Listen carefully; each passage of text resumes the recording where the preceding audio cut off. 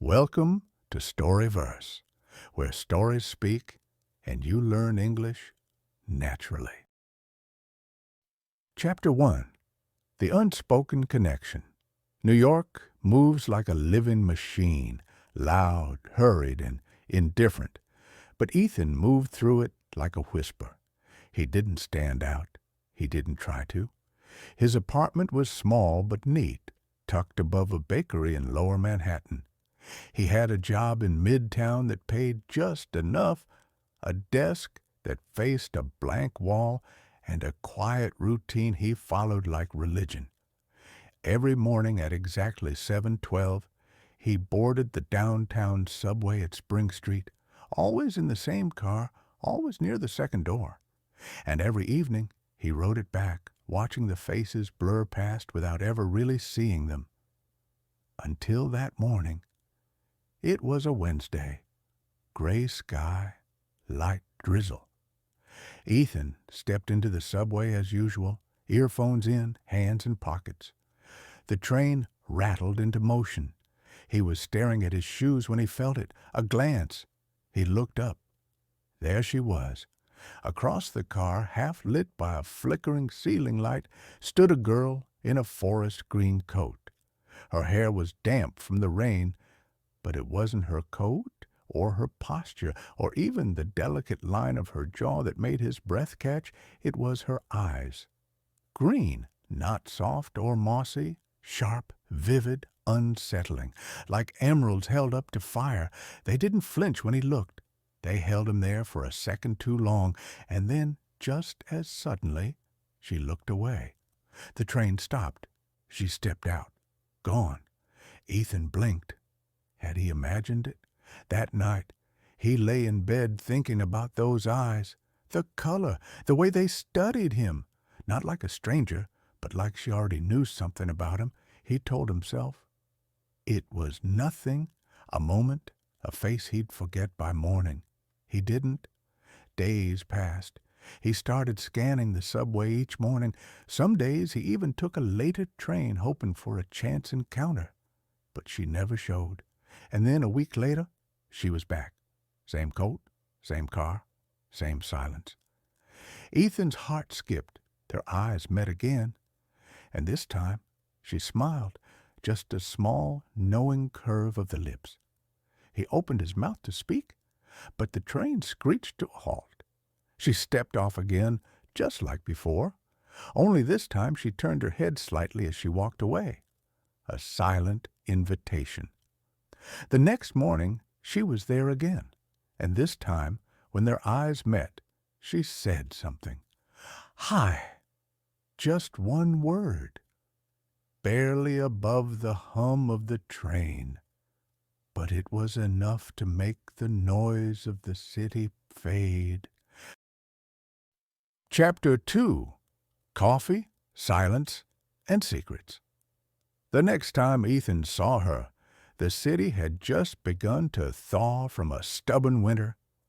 Snow melted along the gutters and steam curled from the manholes in quiet spirals. She stood outside the coffee shop with her hands deep in the pockets of a navy coat, her green eyes scanning faces like she wasn't sure she'd be recognized. But Ethan knew her in an instant. She smiled, just slightly. You remembered? He nodded. You remembered, too. Inside, the place was nearly empty.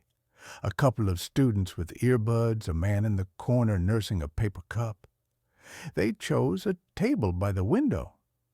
The silence between them was soft, not awkward, like it had its own rhythm, as if words weren't always necessary. She stirred her coffee slowly. Ethan watched her fingers more than her face. They were small, but they moved with purpose, like someone used to hiding nerves beneath motion. He didn't know what to say, so he asked the only thing that came to him. What's your name? She looked out the window, then back at him. Lily. Lily? He repeated, trying it out like it might tell him something more about her. It didn't, but it felt right. She didn't ask for his name, not yet. Instead, She sipped her drink, then said, "You seem quiet." Ethan gave a faint shrug. "Some people say that like it's a bad thing." "It's not," she said. "It's rare." He didn't know why, but that made him feel seen. They met again 2 days later, then again the week after. Each meeting unfolded like a page turning in a slow novel. They didn't rush. Sometimes they barely spoke at all, just sipped their drinks and watched the street outside as though both waiting for something they couldn't name. Ethan learned little pieces about her, that she had once lived near Central Park, that she liked rainy days more than sunny ones, and that she didn't own a smartphone. But every answer led to more questions. She would change the subject easily, laugh at things he didn't find funny, and once, when he reached to pick something off her sleeve, she flinched just a little. He didn't mention it, but he noticed everything. The way she looked over her shoulder walking out of the cafe, the way her hands trembled when she thought no one was watching, the way she always sat facing the door. One afternoon, as they shared a table near the back, Ethan finally asked, "Are you running from something?" Her gaze held his for a second longer than it should have. Then she smiled again, that same soft, sad curve of her lips. "We're all running from something, aren't we?" He wanted to say more. He wanted to ask what happened, who hurt her, why she seemed to live like the world might shatter at any second. But instead he simply said, "Maybe. But not all of us look like we're running out of time." That was the first time she didn't respond. Not with words, just a long pause, and eyes that glistened a little too much in the light. When they parted that evening, Lily walked away quickly, without her usual wave. Ethan sat alone for a while, the smell of coffee now somehow bitter. There was a weight to her silence that lingered longer than any goodbye. He didn't know what he was getting into, but deep inside, something told him this wasn't a coincidence. This was a beginning. And beginnings, he'd learned, always came with secrets. Chapter 3. The Past. She carries. The rain hadn't stopped since morning. It drummed steadily on the cafe's windows, painting long streaks of water down the glass.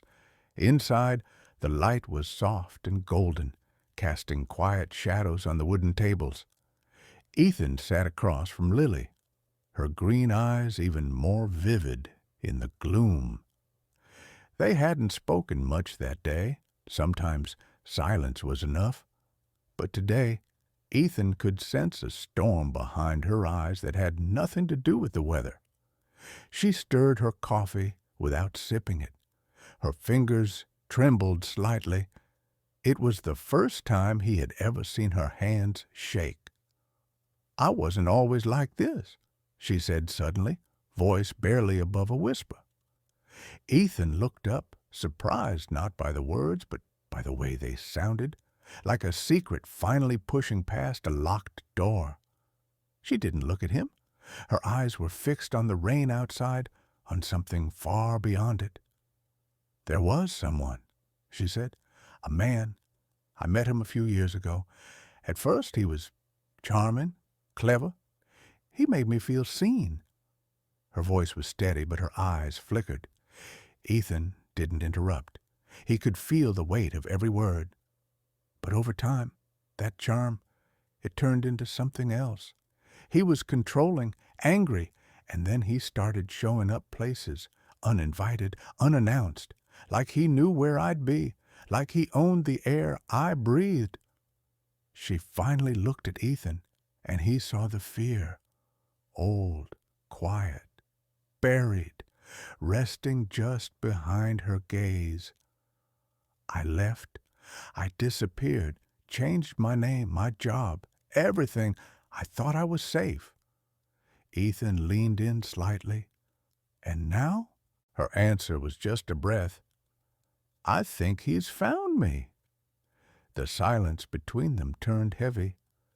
Ethan's thoughts tumbled in every direction.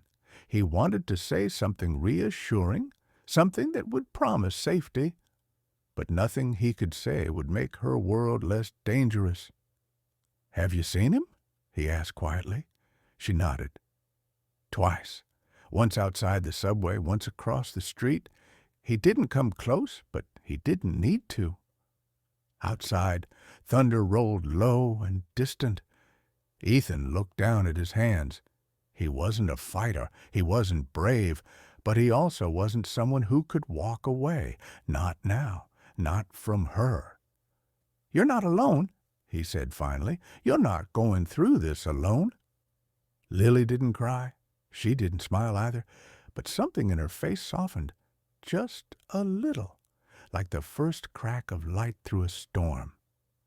That night, as Ethan walked home, he had the strangest feeling, like someone was behind him.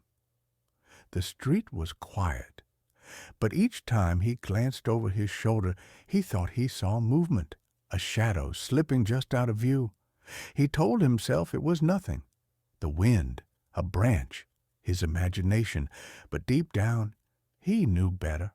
This wasn't just Lily's story anymore. It was theirs. Chapter 4. The Green-Eyed Goodbye. The day Lily vanished, the city felt quieter, not in sound, but in spirit.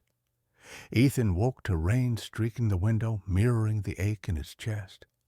He waited at the cafe, their cafe, tracing the rim of his coffee cup for hours. But she never came.